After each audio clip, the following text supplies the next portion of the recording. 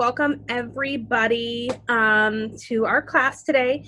We are doing tips for teaching at home from with tips from a teacher, and we're with Miss Rebecca Atkins, and she is with the Lighthouse.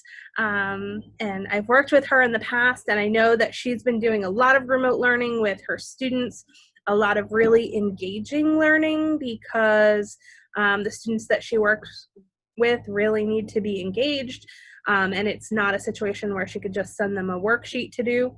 So I really wanted to get her on here to talk to everybody today and answer some questions that you might have about teaching or your students learning remotely. So with that, I will introduce Rebecca.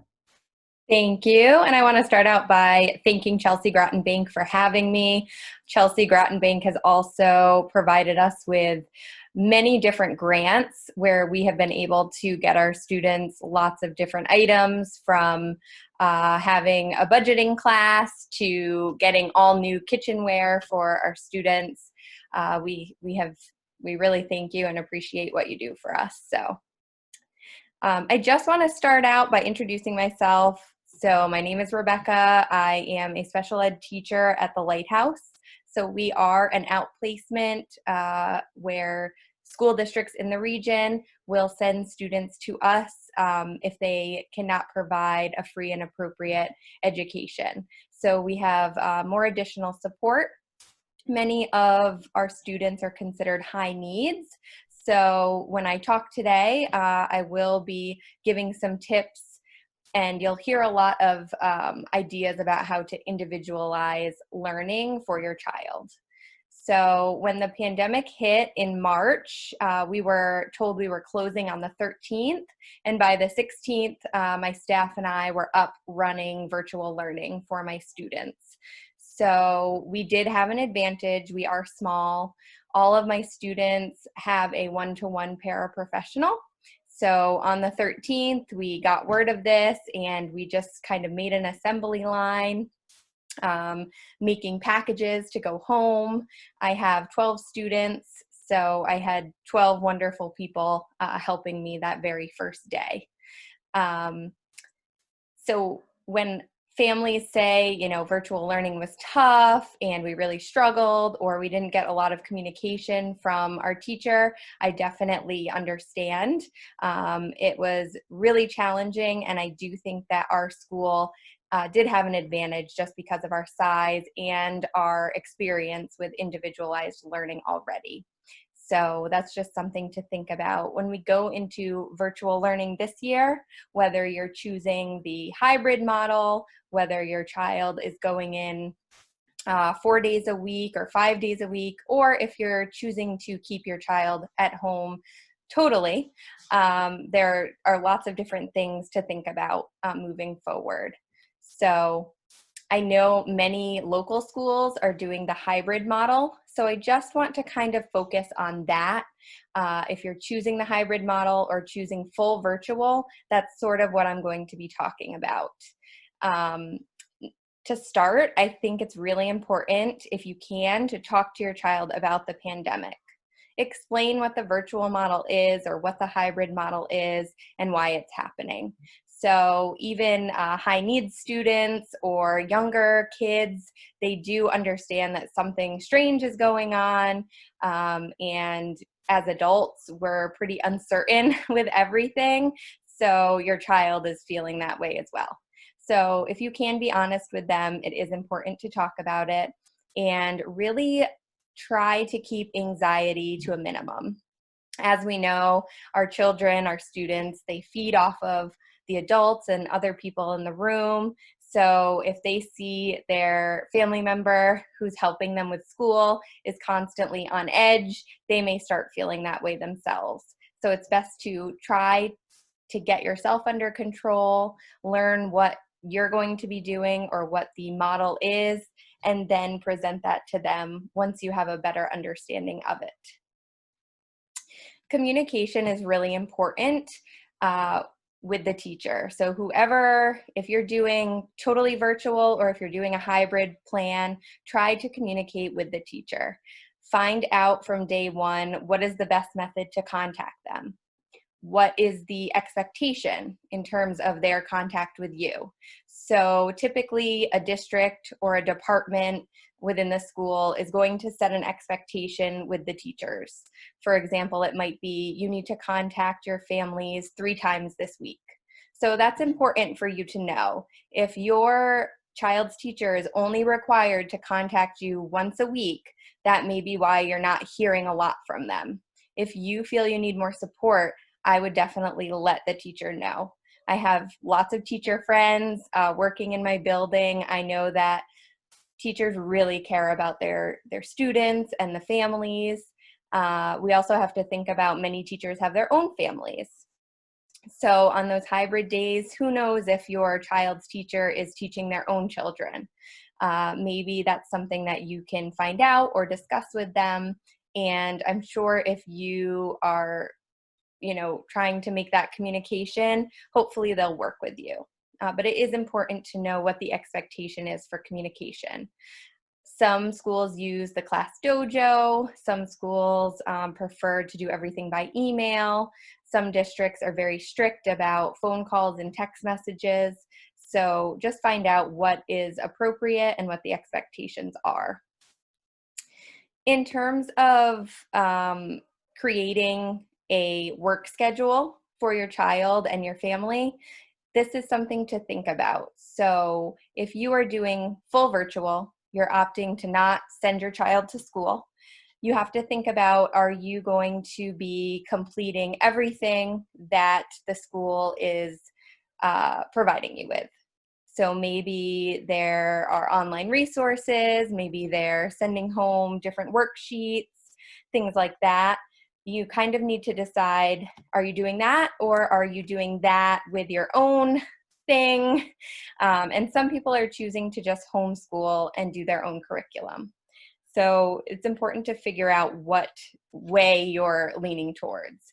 If you are doing the hybrid plan, maybe your child is going to school 2 or 4 days a week and they are home for 1 virtual day, I recommend creating a nice work area at home. So on that virtual day, your child and you can be organized and you're able to plan for what that virtual day will look like.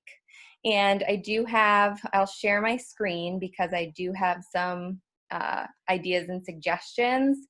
The workspace does not need to be fancy. It doesn't have to be huge.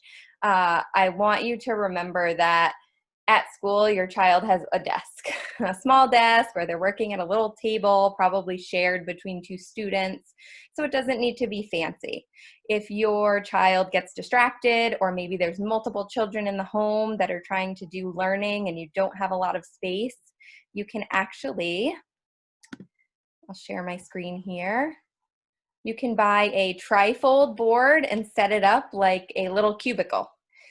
You can personalize it. You can have their schedule, have different pockets where, they keep their belongings, and you can encourage them to decorate it. At school, my students literally do have cubicles. They are high needs and they need a lot of private space. And we really encourage them to decorate their area and make it their own. And when your child is spending a significant time learning at home, it's important for them to feel like that's their space and they want to be there to learn. When you think about creating a schedule, I really want to encourage you to not think that you need to be making your child work from 8 in the morning until 3 in the afternoon. When we think about our kids going to school, they are there all day, but their day is broken down into many different parts. So don't get bogged down on, oh my goodness, my daughter needs to do math for 60 minutes today. It's okay. And in reality, at school, a good lesson should be about 5 minutes. Small brains and even high school kids, they really can't focus and obtain information longer than that. If they're listening to a 30-minute lesson, someone talking at them, that's going to be hard for them. So generally, especially in elementary school, a teacher is kind of talking at them for maybe 5 to 10 minutes. And then they're going off and doing independent work or doing group work to practice whatever skill that they were just taught. So don't get bogged down on that timeline. In addition, many best practice and many teachers will do different activities during that one lesson. So maybe you're choosing to do 30 minutes of math. You want to sit and teach a skill one-on-one, then maybe you jump onto an online resource that supports the skill, and then maybe you do a worksheet that the teacher has uploaded online. So right there, that's a pretty hefty lesson, and I would encourage you to make sure you're giving ample breaks throughout the day.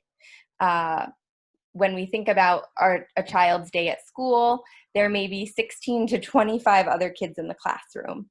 So they're not sitting there silent working for a whole hour at a time. Kids are asking questions. Maybe they're getting up and going to the bathroom. If they have to go down the hall, that could be a 10-minute break that they're getting just from using the restroom. So we have to think about that aspect as well. And then throughout the day, your child is going to specials. Maybe they have library, maybe they have PE, they have recess, they have lunch, they have snack time. So all of that is built into their day. And then they're walking from classroom to classroom. So they have that travel time. Again, that's another break, and they're socializing with their friends. So please do not think your child and you has to sit down and do, 6 to 8 hours worth of work a day. When your teacher is creating that virtual schedule, whether it's one day a week for you or multiple days a week, talk to the teacher. Find out what the expectation is from them and try to talk to them about what works for you. Not all general ed teachers can be as flexible as I can with my students, but if you're willing to talk with them and tell them what you need and what works for your family, I'm pretty sure they're going to try their best to assist with that. If you know that it's going to be a battle getting your child to sign online at 8 o'clock in the morning, maybe let them know that and opt out of that part if that's possible. If jumping on for a live lesson at 12 o'clock works best for you, let them know that. And then use this time to think about what your child might not be getting in the traditional setting. So I've heard a lot of families be really excited about teaching life skills.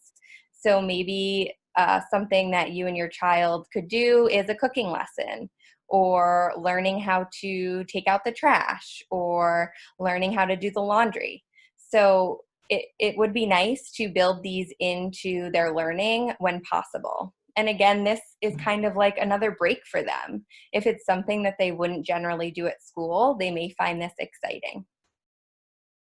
It is important to find out what motivates a child. If you are struggling with getting them to wake up in the morning or buy into a math lesson, there are tricks of the trade. Generally, we use many of these tricks with special education students, but many of them work with any learner.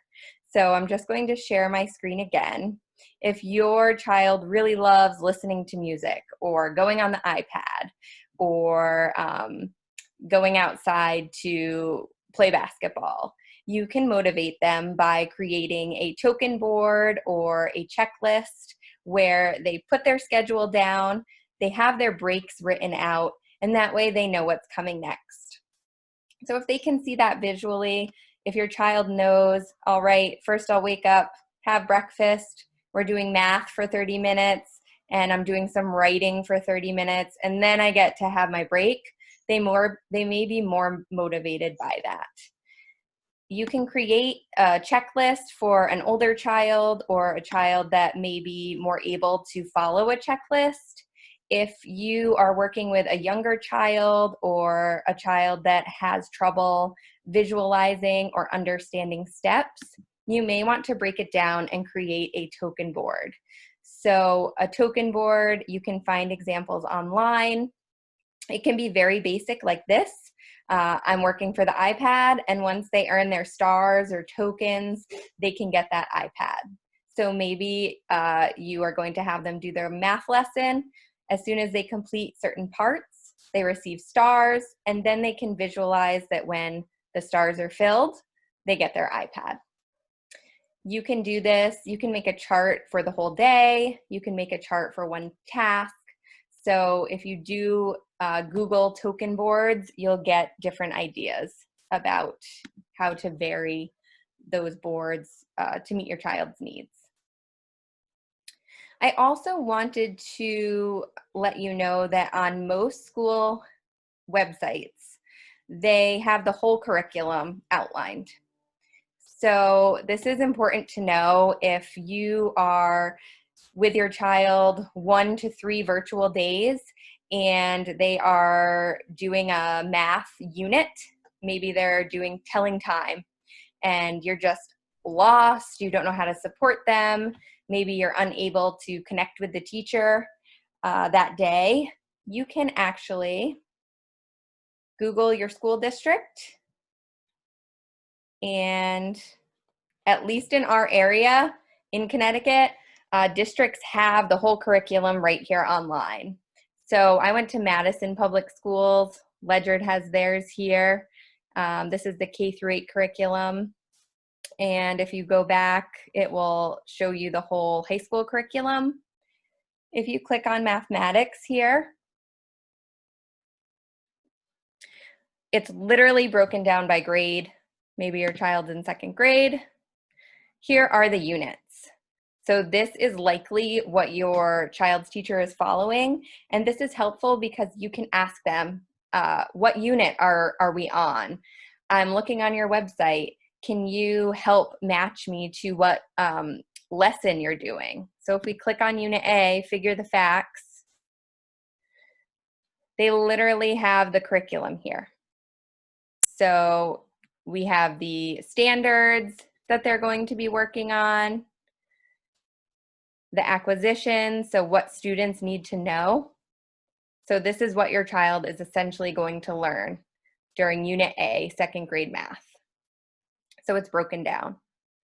So even if this doesn't help you with supporting or teaching your child, it may help you communicate and work with the teacher to understand where they're at and where they're supposed to be. I looked up many local districts in the area and their curriculum is right online. So that is helpful.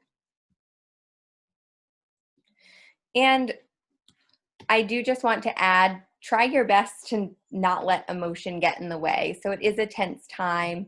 If your child is upset or feeling frustrated, try to allow them to have those feelings and express them. If they're struggling with missing out on the social aspect, or they're struggling in school, try and see if your child can have a one-on-one with their teacher. Maybe ask the teacher about different ideas for getting students together on a Zoom, if that's acceptable with the district, just to have that social piece. And if you and your child are really struggling, do not hesitate to talk to the teacher. And if you need to go beyond the teacher, then do that. Maybe they're struggling in art and the art teacher is the person you're in contact with. Talk to them about it. I have heard that many kids have been able to get additional support. So even if the teacher isn't offering up individual sessions, I have heard that many friends have contacted the teacher, and within that week, they're having a one-on-one session to get help with those skills or that lesson. So I definitely encourage you to do that too. And I really didn't want this to be me talking at you. So if anyone has questions, I would love to answer them now, or if there are any topics that you want advice or tips for, we can discuss those now as well.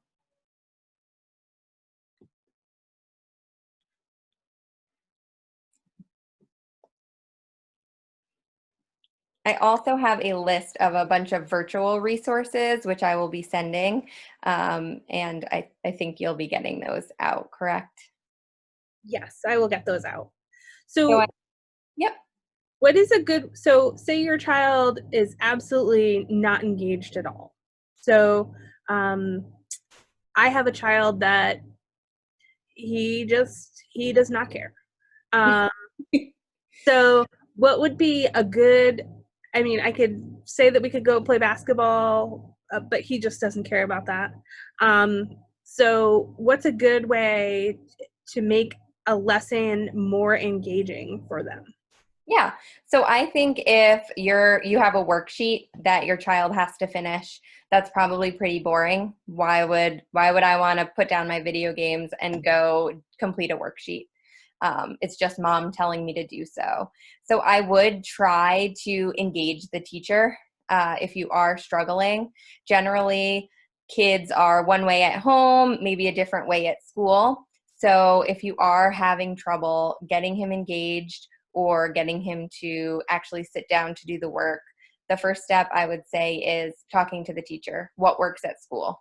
What can I do differently that you do there? Obviously, it's a different setting. It's a different person. It's not mom telling me I have to do it. So some children, I don't want to say get embarrassed, but if they have to sit here with their teacher on the screen and maybe a couple of their friends on the screen, and they hear that everyone else is completing this work, or maybe they're motivated by seeing their friends, that is a way that you could get them engaged. Again, maybe just telling a child, we can go play basketball after you do this, this, and this. Maybe they do need a visual. So visuals are great for everyone. I just shared my screen. I could have told you about that tri-fold board, but I think it's better when you can see it. And we're adults. So if you think about small minds, they may want to see it and understand that, okay, once I get those check marks or those stars, or I get to cross things off, it's actually not that far away. And I do think switching it up, maybe playing basketball every day is going to get boring.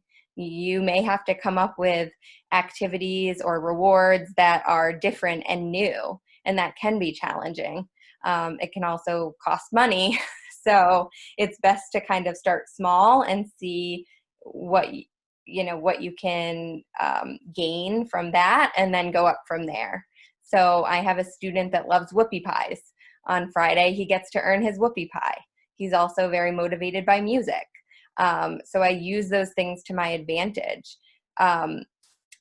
You can also think about how your child learns. Maybe they want to listen to music or have the TV on, and they can complete their work. I can't, but some kids can. You also have to remember that they're usually in a classroom with 20 kids.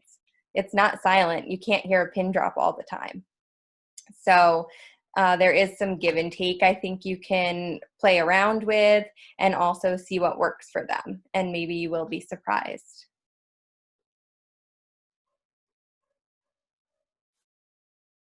Thanks. Yeah.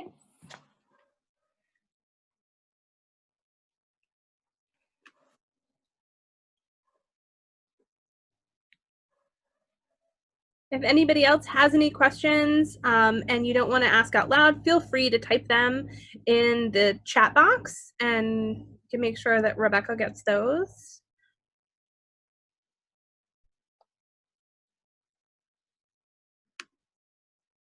That's okay if there aren't any. So if anybody has any questions after this is over, if this was a lot to take in, and you go home and you're thinking, oh, I should have asked about this, you received an email from me when you registered for this class, please feel free to email me and I can get it to Rebecca for her to respond to any questions that you might have after the fact. So please don't think this is the end all be all. And I will get that list of online resources. So I have it broken down by subject. Some you do have to pay for, many are free. And I would also encourage you to reach out to your school district and ask if they have subscriptions to any of them if you're interested, because many times, even if I'm not using something in my classroom, maybe the teacher down the hall uses it, so the school does have a subscription before you buy anything. Sometimes they have a teacher or school subscription. Great. Thank you so much. Thank you. Thank you so much for talking to us today. I think this is a huge weight that is on parents' minds right now as we're thinking about, the school year starting again. So I thank you so much for chatting with us today. Yes, thank you. Thank you. I enjoyed it. Thanks, Eileen. Lots of good information.